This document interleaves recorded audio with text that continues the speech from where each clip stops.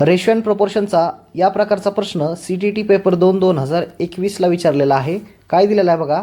2 numbers are in the ratio 3:5. If 12 is added to both numbers, then the ratio becomes 5:7. The sum of the given numbers is. तर आपल्याला 2 नंबरची सम म्हणजेच बेरीज विचारलेली आहे. तर याचं आपण सोल्युशन ट्रिकने पाहणार आहोत, आपण मेथडने जाणार नाहीत. तर पहिल्यांदा बिफोर बघा, पहिल्यांदा रेशो काय दिलेला आहे 3:5. त्यानंतर 12 is added to both numbers. पहिल्या पण नंबरमध्ये 12 अधिक केलं आहे आणि दुसऱ्या पण नंबरमध्ये 12 अधिक केलं आहे. नंतरचा रेशो म्हणजे आफ्टरचा रेशो काय दिलेला आहे 5:7. बरोबर.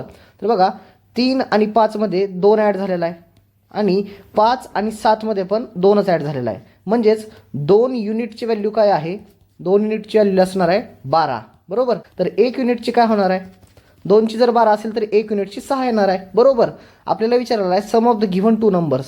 तर ते 2 नंबर कोणते आहेत, 3 आणि 5 या रेशोमध्ये होते. यांची जर बेरीज केली तर 8 युनिट येणार आहे. बरोबर.